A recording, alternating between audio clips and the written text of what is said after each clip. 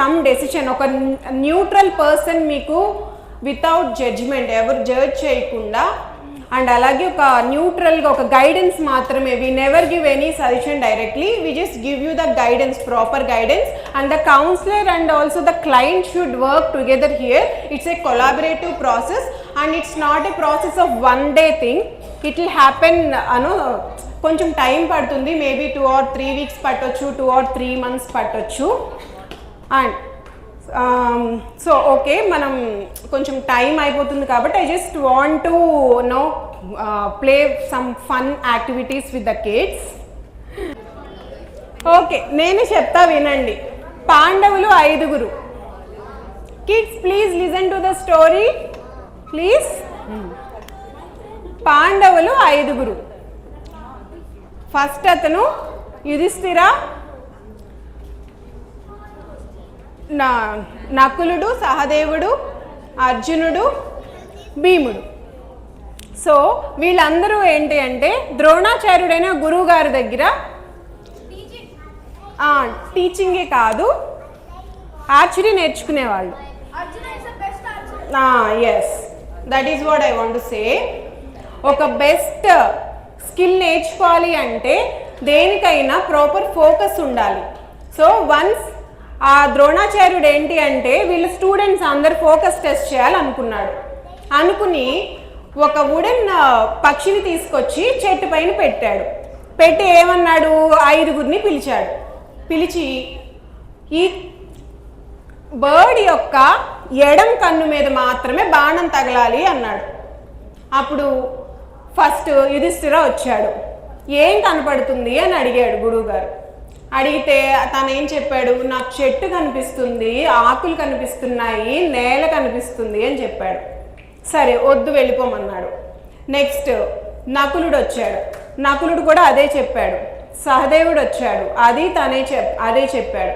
భీముడు వచ్చాడు. భీముడు ఇంకా కొంచెం వీళ్ళు 2-3 చెప్తుంటే గురువుగారి కోపం వస్తుందేమో, నేను చాలా అబ్జర్వ్ చేస్తున్నాను ఇక్కడ అని చెప్పి ఇంకొంచెం యాడ్ చేసి చెట్టు, ఆకాశం, కొమ్మలు, ఆకులు, పక్షి రెండో కన్ను, పక్షి యొక్క ఫెదర్స్ అన్నీ కనిపిస్తున్నాయని చెప్పాడు.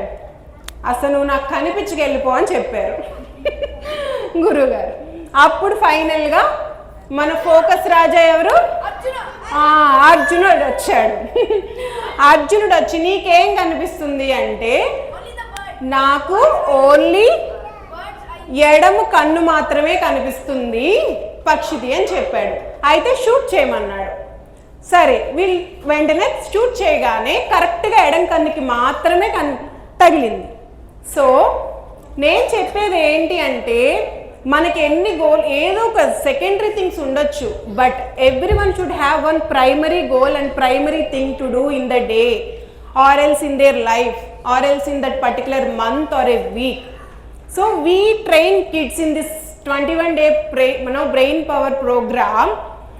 The clarity వస్తుంది, వాళ్ళ గోల్ అసలు ఏంటి, వాళ్ళ దాన్ని రీచ్ అవ్వడానికి కన్సిస్టెన్సీ ఎలా మెయింటైన్ చేయాలి, ఎఫర్ట్ ఎలా పెట్టాలి. This is just only little effort to reach bigger goals. 1 day skip చేసాము అని 1 month కూడా స్కిప్ చేస్తాం. ఎగ్జాంపుల్ అది మన వాకింగ్ అవ్వచ్చు, మన జిమ్ గోయింగ్ అవ్వచ్చు, ఆర్ఎల్స్ డయట్ అవ్వచ్చు, ఆర్ఎల్స్ ఎనీథింగ్. ఏదైనా ఒక కొత్తది మనం క్రియేట్ చేయాలి అంటే ఫస్ట్ థింగ్ మనం చేయాల్సింది టేకింగ్ యాక్షన్ అనమాట. సో అది నేను నా 35 years ఏజ్లో తెలుసుకొని స్టార్ట్ చేశాను. అలా మీరు అవ్వకూడదని, పిల్లలకి ఇప్పుడే క్లారిటీ రావాలి అని మీతో నేను స్టార్ట్ చేద్దాం అనుకున్నాను. సో ఒక క్లారిటీ అనేది మన థాట్స్కి వచ్చినప్పుడు మన గోల్ ఏంటో మనకు తెలుస్తుంది అనమాట. అందుకు మేము పీక్ పెర్ఫార్మెన్స్ యాక్టివిటీస్ ఎక్కువ చేపిస్తాము. వాళ్ళ బ్రెయిన్లో వాళ్ళకు ఒక క్లటర్ ఏదున్నా వాళ్ళకి అది డీక్లటర్ అయిపోతుంది. Not even only the kids, adults కూడా చేయొచ్చు. అది మీకు చాలా పీస్ ఆఫ్ మైండ్ ఇస్తుంది, స్ట్రెస్ తగ్గుతుంది, నిద్ర బాగా పడుతుంది, చాలా యూజెస్ ఉంటాయన్నమాట ఈ పీక్ పెర్ఫార్మెన్స్తో. సో ఇప్పుడు మనం జార్జ్ మిల్లర్ బ్రెయిన్ ఎలా వర్క్ అవుతుంది అని చెప్పాడు. అలానే మనం NLP టూల్స్ యూజ్ చేసుకొని ఎలా కండిషన్ చేసుకోవచ్చు మన బ్రెయిన్ని, ఏ ఏజ్లో అయినా ఎలా మార్చుకోవచ్చు, ఏ అలవాటైనా ఎలా చేసుకోవచ్చు, ఏదన్నా మంచి అలవాటు మనకు లేకపోతే ఎలా దాన్ని మానుకోవచ్చు, అన్నీ కూడా కండిషనింగ్ మీద బేస్ అయి ఉంటుంది. కానీ మీకు అసలు ఈ కండిషనింగ్ అనేది ఎలా వచ్చిందో ఎవరికైనా ఐడియా ఉందా?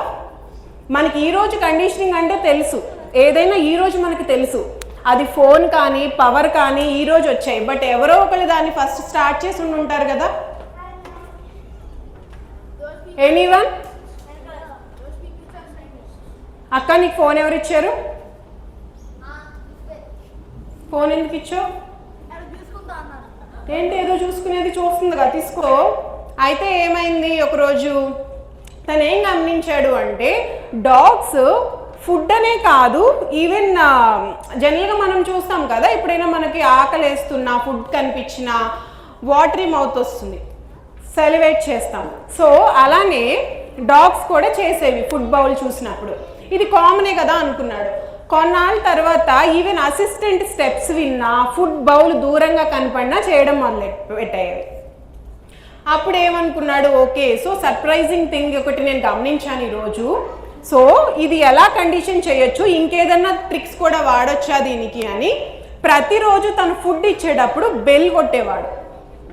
సో కొన్నాళ్ళకి ఏమైంది అంటే ఫుడ్ ఇవ్వడం, బెల్ కొట్టడం, ఫుడ్ ఇవ్వడం, బెల్ కొట్టడము, లేదా బెల్ కొట్టాక ఫుడ్ ఇవ్వడము మారుస్తూ చేస్తూ ఉండి ఒకరోజు ఓన్లీ బెల్ కొట్టి వదిలేశాడు, ఫుడ్ ఇవ్వలేదు. బట్ స్టిల్ డాగ్ సెలవేట్ చేయడం చూశాడు.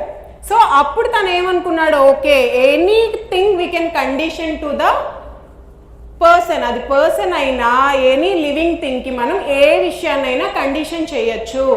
Just we need only little effort and consistency, అంతే, అది ఏ విషయమైనా.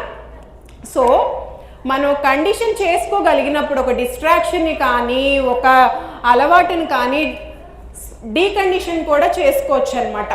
Any behaviour is a learned behaviour. We can even unlearn it and also relearn it. మనం మర్చిపోతాం కొన్ని స్కిల్స్. లాంగ్వేజే ఉంది, ఇప్పుడు ఒక లాంగ్వేజ్ మనం కొత్తగా నేర్చుకున్నప్పుడు any skill we are not using it, we lose it అనమాట. సో అలా ఎప్పుడైనా మనం లూజ్ అయినా కూడా రీలర్న్ చేసుకునే ఎబిలిటీ కూడా మన బ్రెయిన్కి ఉంది. So finally what I'm going to say is, if you born poor it's fine, if you die poor also it's fine in the sake of God. but your neurology మాత్రం మనం దేవుడు న్యాచురల్గా ఇచ్చిన ఒక స్కిల్ని, ఒక మన బ్యూటిఫుల్ బ్రెయిన్ని వాడకుండా దాన్ని రస్ట్ పట్టిస్తే మాత్రం యువర్ న్యూరాలజీ నెవర్ ఫర్గివ్ అని చెప్పి చెప్తారు. So we just want to train kids in the proper age అనమాట. సో అందుకని ఈ ఇయర్ నేను సమ్మర్ క్యాంప్ లాగా ఒక 21 days కోర్స్ పెట్టాను. So if you are interested and if you feel it's useful మీరు ట్రై చేయొచ్చు. ఎనీ డౌట్స్ ఉన్నా నన్ను అడగొచ్చు. అండ్ ఇప్పుడు పిల్లలకి నేను బ్రేక్ ఇస్తాను. Let us continue our session with only the parents. I just want to tell parents few things. Kids మీరు బ్రేక్ తీసుకొని మీరు